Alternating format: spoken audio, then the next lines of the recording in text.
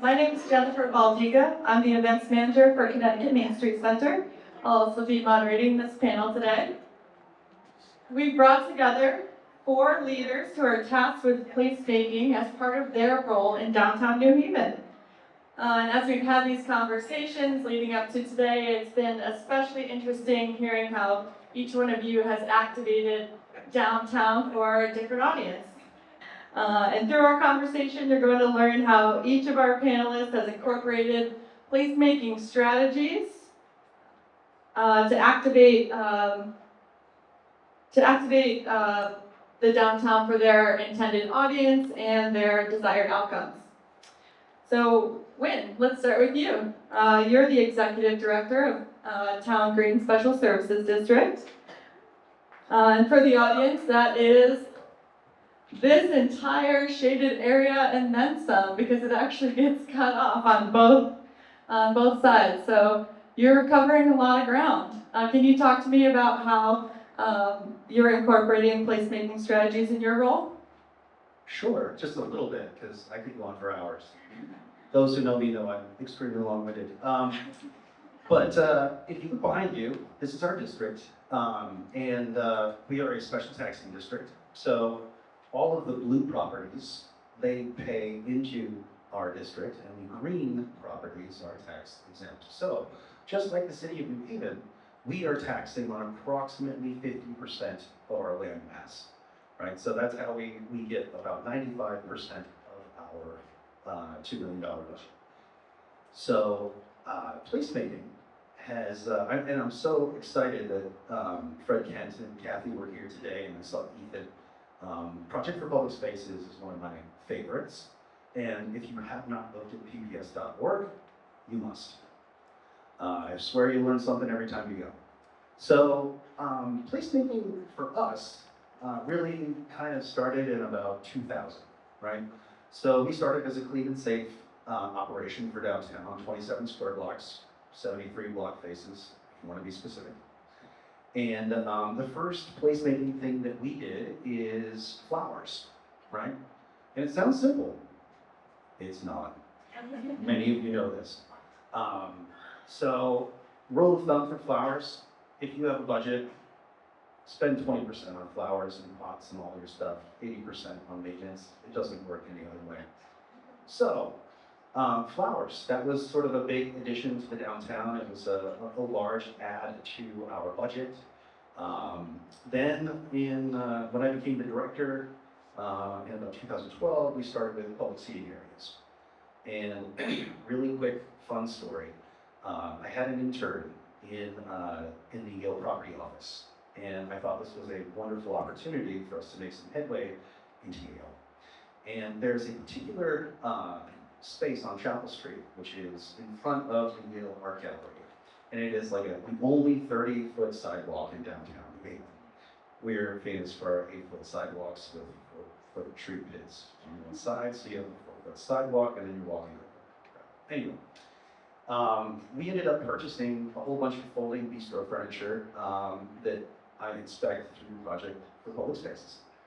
And we put it out just to show the Yale folks what it would look like.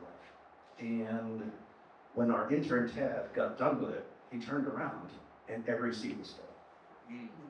So the reason we've chosen this spot is because we saw people, we observed folks having lunch, sitting in the position that me and Jamal and Bruno were in, and they would eat their sandwich and they would look uncomfortably at each other like this, sitting on the side of the building. So we established our first public seating area, and we had to wait until about 7 o'clock that night to pull the furniture back in. We took our photographs, and we told the museum that we'll be back tomorrow. So we've had that public space running since 2013. And it has become so popular that the art gallery said, you know what, we'll just take this over. And so it's their furniture now. They're very happy. They graduated to wanting really colorful furniture. They wanted black.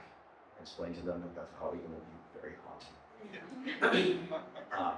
So public seating areas gave way to outdoor dining and street eating. So in 2014, we worked with Transportation Traffic and Parking to put our first outdoor seating area on Crown Street with 116 Crown. And it was 3 tables, 10 chairs, 5 bollards connected with plastic white chain and some flowers in the bollards. And it was very popular. And it increased the small businesses seating by 2. So a very small sandwich shop. It was in Bruno. And so they now had outdoor seating. And it was very popular. And so we had more and more folks asking about it. And so it just grew and grew.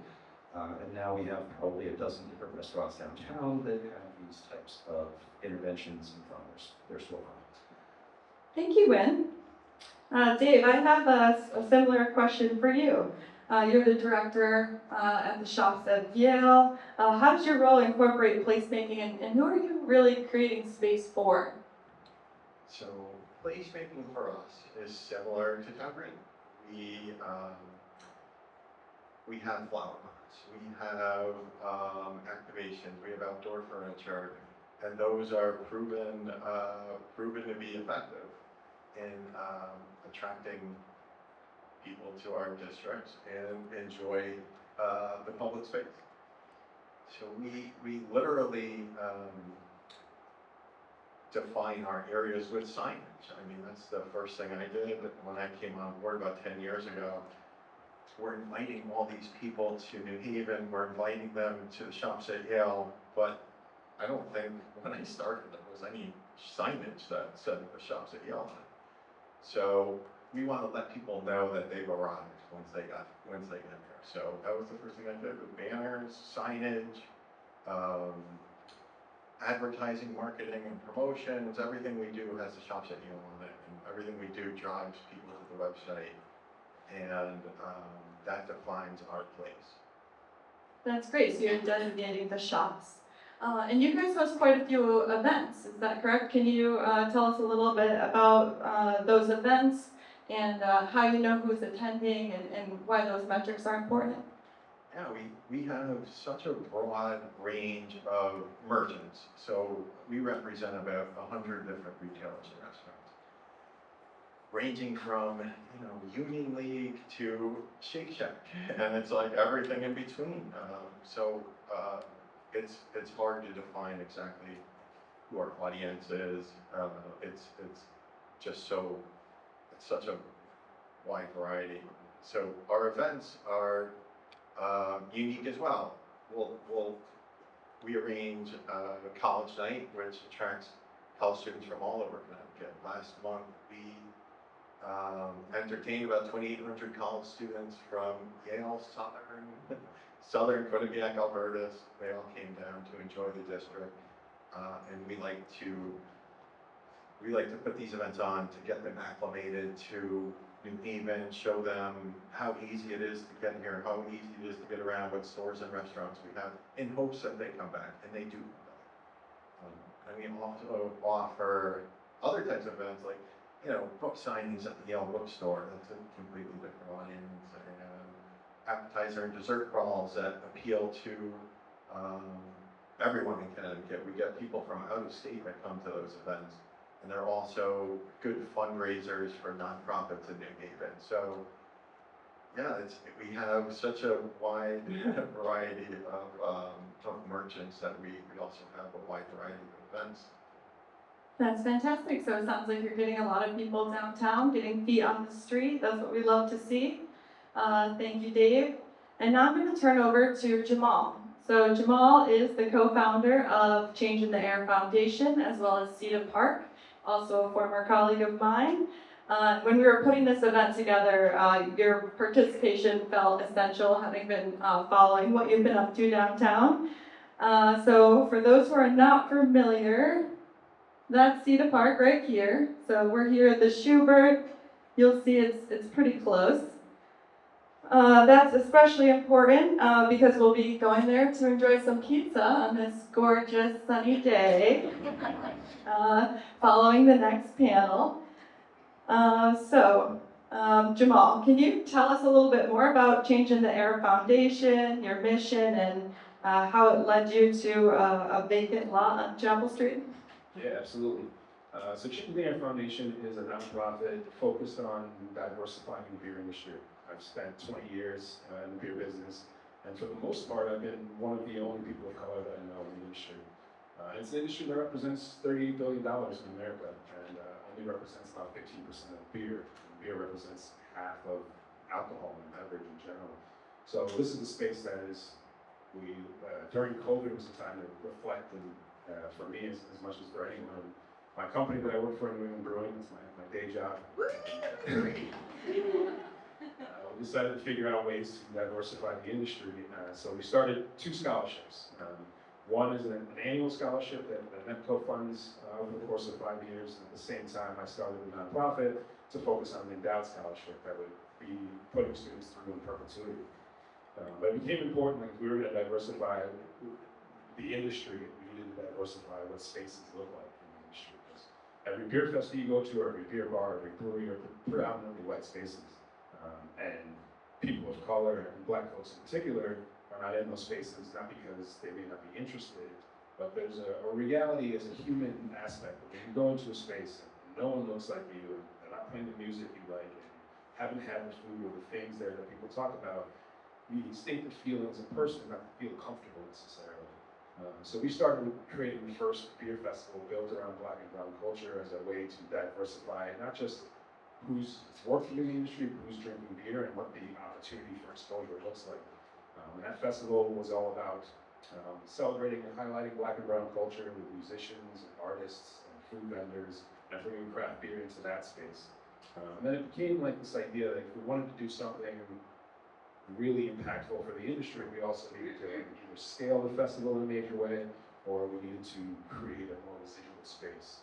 So the opportunity for CITA Park to create a beer garden built for diversity and culture in downtown New Haven, and in a way that would represent what New Haven looks like, but also the idea of creating, it became bigger than just a scholarship. It became about cultural and social equity, and the opportunity for people to have space that represents them. Right? If you, my partner Gene in this CITA Park endeavor says it great. If you go into an Italian restaurant or an Irish restaurant, you know exactly what you're getting. Right? We all like noodles, and we might like some bangers and mash, but the truth is those are spaces built around those cultures, and you're going in there specifically knowing you're getting that. And not that it's not welcoming or that everyone's invited there, but that is what that space is built around.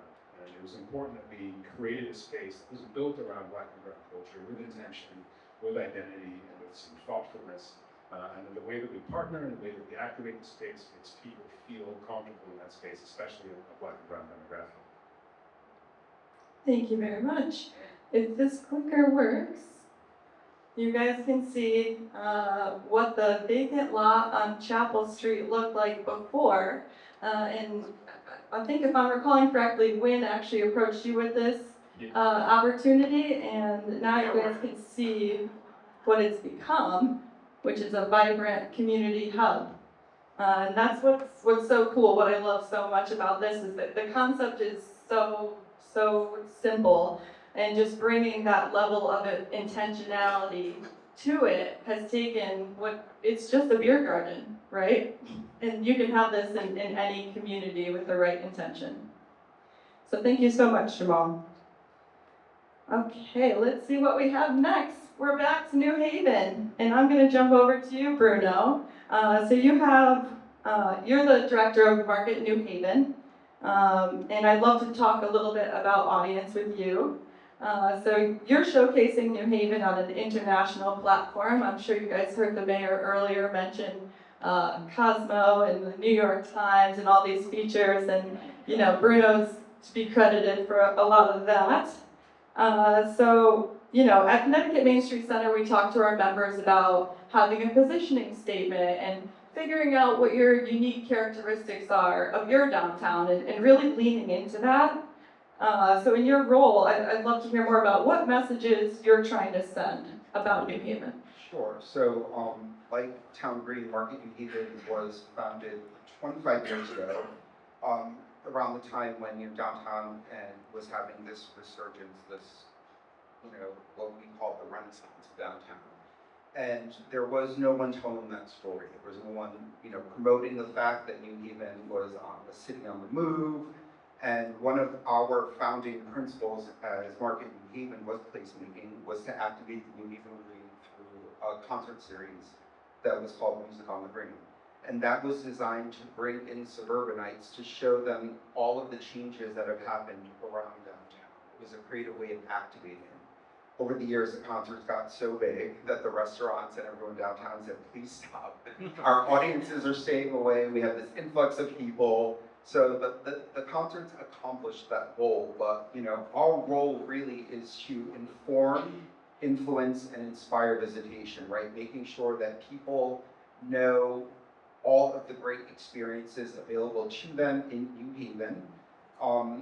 And again, our audience is everyone and everyone, I guess you would say, right? It's from a Gen Z person all the way to a boomer generation, and folks in drive markets, train markets, people who live in other parts of the city who we want to move around to discover different areas in and around downtown. I think outside of Music on the Green, our most successful placemaking activation is New Haven Restaurant. And it was a creative way for restaurants throughout the city to activate, and it welcomed visitors, diners, and it offered those folks not only to try different food, but also explore the different pockets of the city. I'm happy to say we're still, going strong 18 years later. I think it's the city's longest running dining promotion. I'm really proud about that. Another example of placemaking collaboration, I think collaboration is really the key to success for everything, right? 1 + 1 = 3. So all of the great work that all of my colleagues on stage are doing, I like to say that we like to put the ribbon around that, and we like to promote it, market it, get it out to audiences to bring them in. And we partnered with the Schubert a few weeks ago on a social media promotion tied to Sixth Musical. And the winner had never been to a show before, and they wrote this fabulous email to us. The Schubert gained a new patron, the city welcomed a new visitor, and that individual left with a really great memory tied to New Haven and became a theater fan. So again, that's work in progress. Outside of the storytelling, grassroots marketing, the biggest investment we make is in public relations, and PR really is worth its weight in gold. It's earned media, it's not paid placements. You're working with, agencies that have relationships with writers. Our PR went on hiatus during the pandemic, and we revived the PR initiative just this past June. And within, I think, 3.5 months, our PR team earned 2.5 billion with the B impressions for New Haven. The first piece that we got was a piece in the Examiner in London about New England cities to visit across the pond. New Haven was #1 on that list.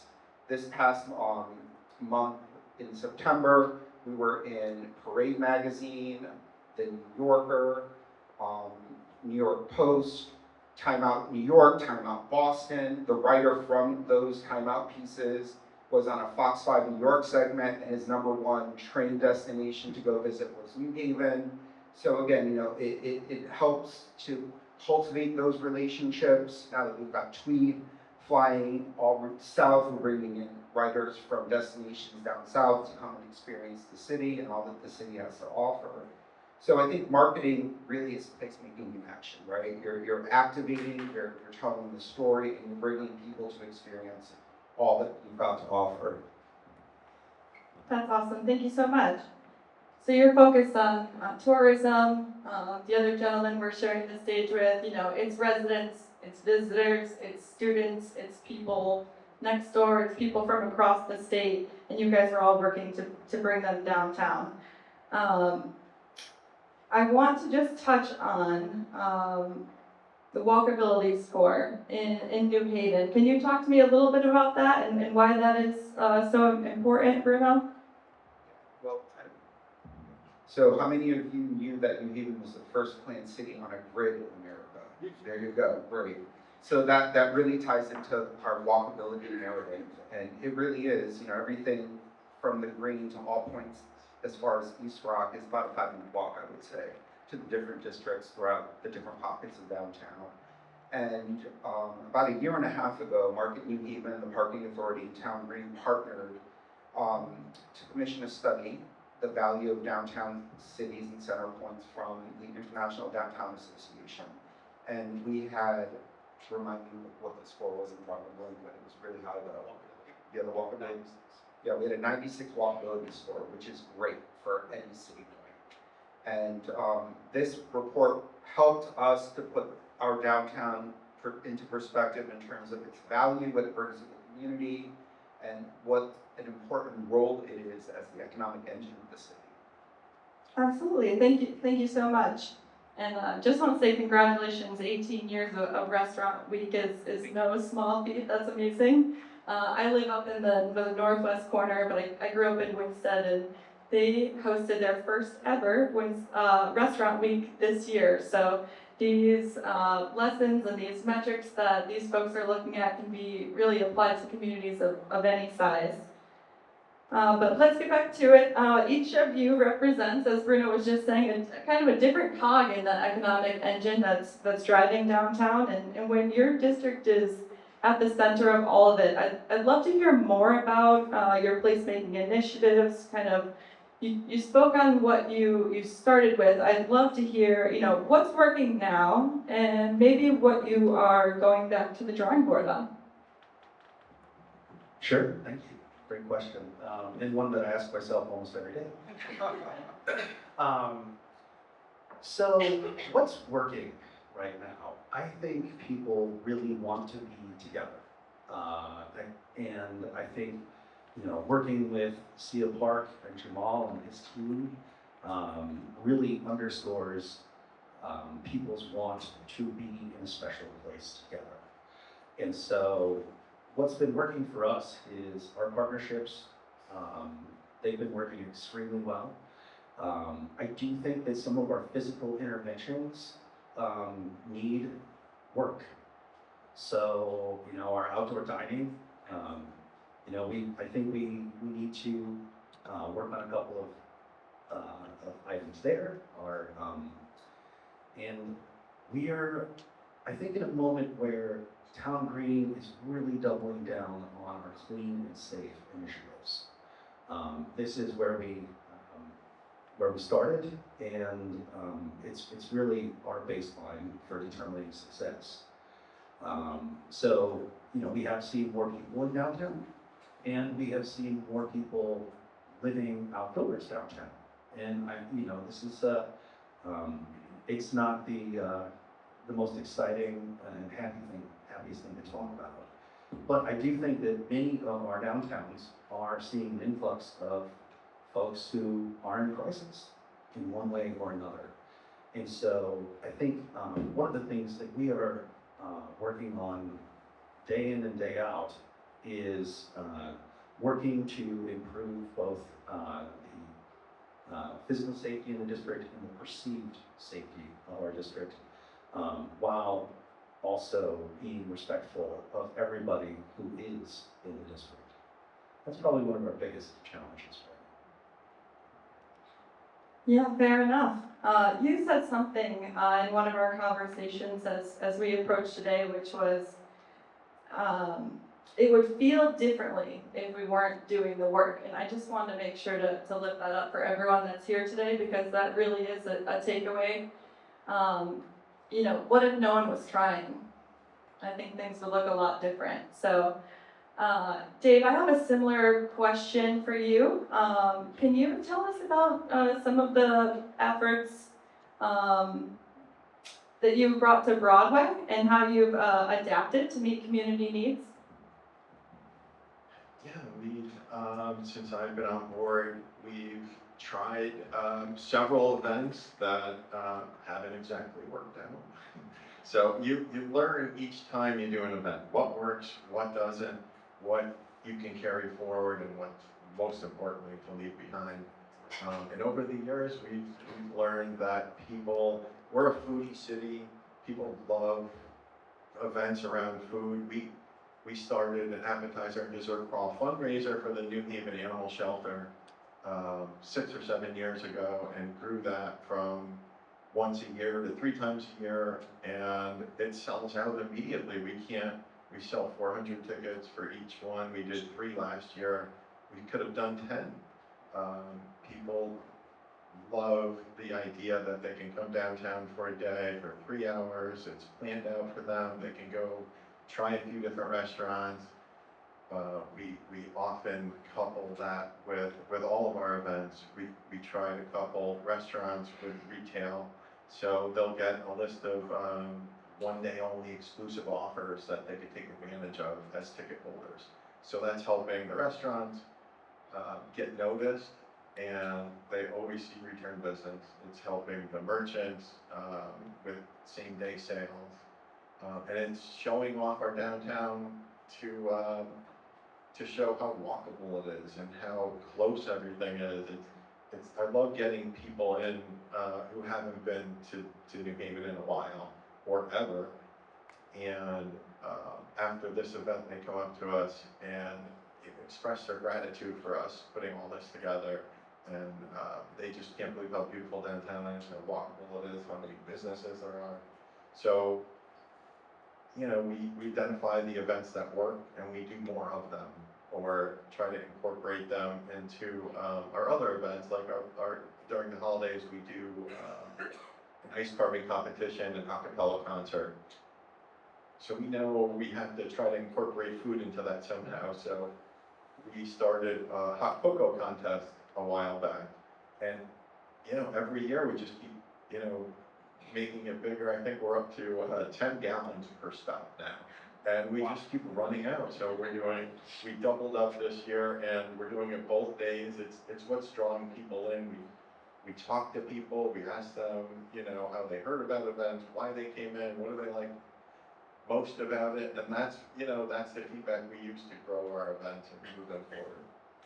So it's the cocoa. That's Yeah. So I want to just bring up the built environment that you're working with over at the shops at Yale. So let's talk a little bit about Broadway Island, which used to look a little something like this, and has since earned itself some tables, chairs, and umbrellas. In that space, Good crosswalks. some good crosswalks, that's key, exactly, because we want to get people in, and there's streets on both sides. So Dave, can you talk to me a little bit more about, you know, the need that you saw and why you guys decided to lean into it? Yeah, we started slow. We learned from Town Green. People want bistro tables. They want to be able to sit outside. They want to take advantage of public space. So we started a similar globe program to the Yale University Art Gallery, the bistro tables outside. Maybe 10 years ago, we started putting them out, and then we noticed slowly that, you know, people were avoiding the sitting outside because it's just too hot and too sunny. So we started incorporating umbrellas, and every year we just make more improvements. We added a kiosk that you can kind of see on the left there. It's only 350 square feet, but it can offer, you know, it's offered hot dogs at one point, and now it's Iarepa, which is another business in New Haven who happens to know how to work out of small spaces. So he took advantage of that, and that helps activate that area too. We offer the space to different Yale student groups, like the Yale Salsa Society. They come every Monday and do free salsa lessons for the community. And the island, you know, you can't fit another person on the island. They're so popular. That's great. Yeah. And being flexible, it's so important. And I know you shared with me that you guys are closing a street for Chalk Festival this upcoming weekend. So you guys can find some more information in your program about that if you're interested in checking that out. But I would love to just turn over and get one more question out to everybody, which is, what does success look like? And how are placemaking strategies getting you there? And Jamal, if I could start with you on that. Sure. Success looks, it's a lot of things. We have several buckets on what success looks like, and as a nonprofit, one of our biggest things is to be a sustainable nonprofit. Though we don't have to rely on grants and sponsorships every year, even though that's a big part of what does it. I mean, the support we get from Town Green and from the city of New Haven as a whole, spaces like ours don't exist without that kind of collaboration and a city that is on board with the mission, with the initiative, and the work that it takes to actually execute. So it's, are we doing the right thing by our partners? Are we doing the right thing by our demographic and by representing the people that we want to feel comfortable and feel welcome in the space? Are we putting on the right kind of activations? Are people enjoying themselves? Are people coming out? Are we profitable? Are we a business that can continue to do this? Because renovating a vacant lot that really only had a little bit of electricity to then turning it into a fully functional space that can house 400 people at a time for a music festival or a food festival or a wellness day or all of the different activations that we do, whether it's shutting down the street adjacent to us or just doing it inside the park, making sure that we're doing a combination of things that are free, mostly free as we can, but are also some paid things to make sure that we can pay the bills and keep working, because the space is not donated, it's one that we took over. And then also, are we raising funds for the scholarship for our initial mission of what we're doing? So we have all these different buckets, and are we providing opportunity? That's another big thing about the space. We're proud that we have supported and given opportunity to over 100 different small businesses and vendors, musicians, artists, food vendors, and about a third of the activations that we do in the park are CITA park things, but the rest of that is activations that come from our partners, from people who come into the space and they do their own events in the space and activate it, and we all make money, and we all do the thing that benefits. On top of that, are we bringing people to New Haven? Are we bringing economic development? Are we uplifting the city? Are we uplifting the demographic? And I feel like we're doing all those things, some more than others. We assess it after every event, every week. Our team has a manager's meeting. The vast majority of our team are volunteers, board members that dedicate their time and energy to doing this thing. And it's important that not only do we all feel like we did something great and want to keep doing it, but are we giving ourselves enough rest to recharge and to do it again well? So yeah, sorry, long-winded answer, but that's the answer. That's fantastic. It's amazing that this is not your full-time gig. Dave, what does success look like to you, and how is placemaking going to get you there? So success for us is how many storefronts are rented, how many vacancies we have, what our sales look like, what our foot traffic look like. I manage the transient parking lots on Chapel, Broadway, and Audubon, which are our three main districts. So we have data on vehicular traffic, so we can see when things spike and when things are slow. Also, a good indicator is our website traffic. We can tell how successful, how interested people are by how many people are visiting a certain landing page, or how many people are responding to an Instagram post, and those are all good indicators of success. We also manage 3 merchants associations, the Broadway, Chapel, and Whitney Audubon. So we get to talk to all of those business owners and find out what they like, what they don't like, what worked for them, what didn't work for them, and adapt from there. So there are a few different ways. That's great. We all love to see vibrant storefronts and collaboration. Wynn, I'd love to ask you the same question. What does success look like? How's placemaking getting you there? Okay, success looks like 2 friends on a Friday looking at each other and saying, what do you want to do today? And the other says, let's go downtown. And the first one says, why? And then they shrug their shoulders and say, I don't know, we'll find something to do. Because downtown should be a place that people want to go. That's part of what success looks like. Placemaking is the vehicle through which we make an interesting place. And it needs to be authentic. It needs to be New Haven, at least here. And I think that's a lot of what our community responds to. And so from Town Green's perspective, there's a lot of listening that goes into our activations. And then after we start them, there's a ton of observation, just like Dave was talking about how to fix things, how to make things better, how to add components that will resonate with your community. So, I mean, that's sort of how placemaking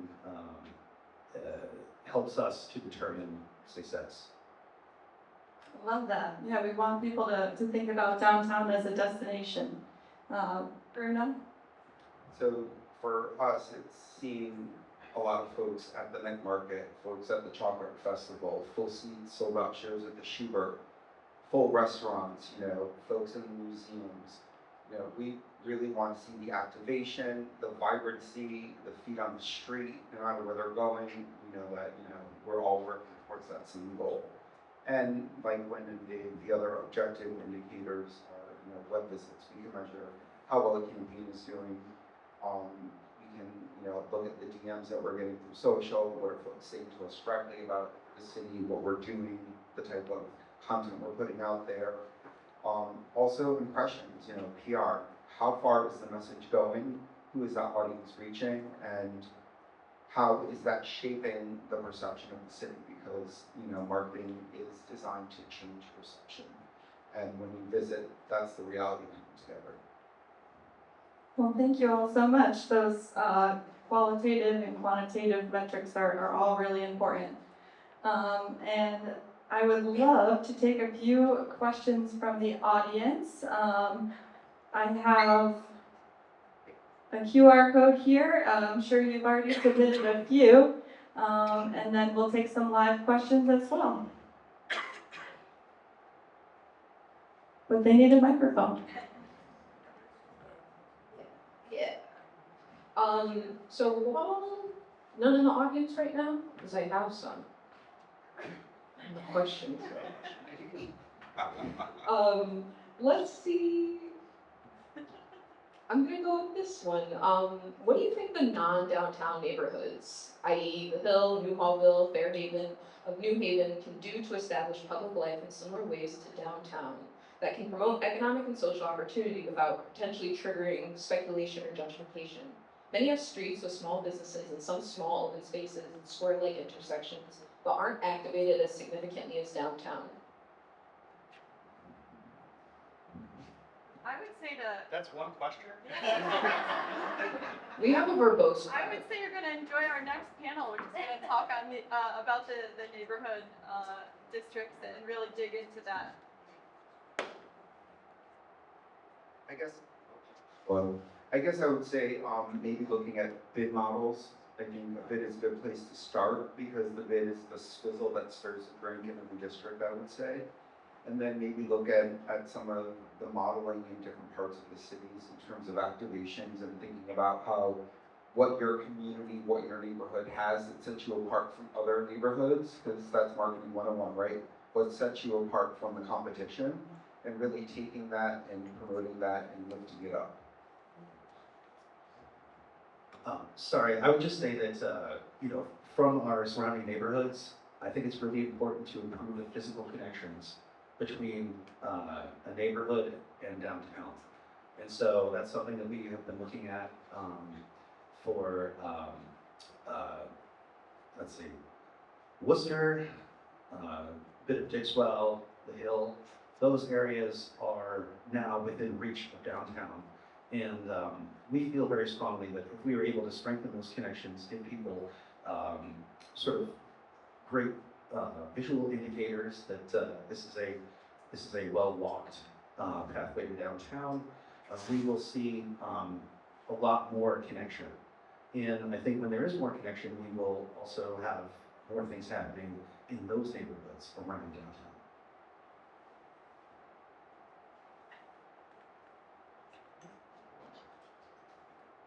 Where is there?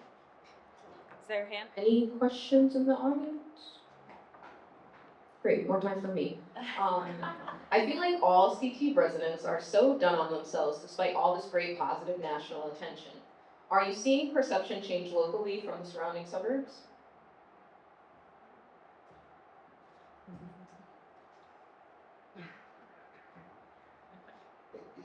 Can you expand upon that a little?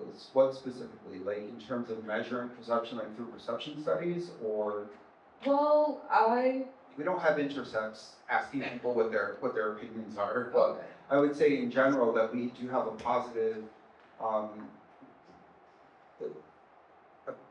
sort of attitude when folks come in, because we are drawing from a 25, 30 mile radius. Folks are still coming in, so I think we're doing something right. Agreed. When I look at, just from the vantage point of CITA Park, where we are on the corner of Orange and Chapel, and I see people walking around and looking up and exploring, and when people come into the park, specifically, they always say like, wow, I don't feel like I'm in a city, I feel like I'm in LA, or I feel like I'm in Miami, or I feel like I'm somewhere else, and having a space like that exists that just kind of transforms you outside of what traditional little cities feel like, I think helps change that perception. I see it with the night market, I see it with the events that we do in the Streets of College, with the Grand Prix that happened, and like, you've got all these people walking around and trying pizza and bikes, racing around the green. It creates an environment that people get excited about and feel like they've been transported somewhere else. I would just add that there will be a percentage of suburbanites that despise urban life.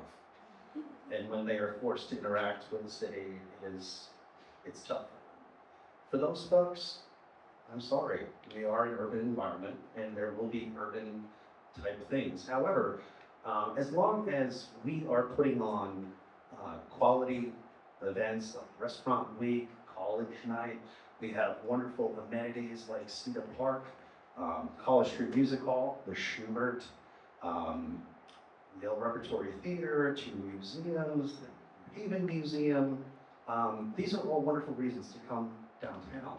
And Bruno is the person that is shouting that from everywhere. And so I do think that suburban perception it is a real thing. However, I take it with a grain of salt. Because there are urban folks, and then there are folks that just have to deal with an urban environment that don't really appreciate it.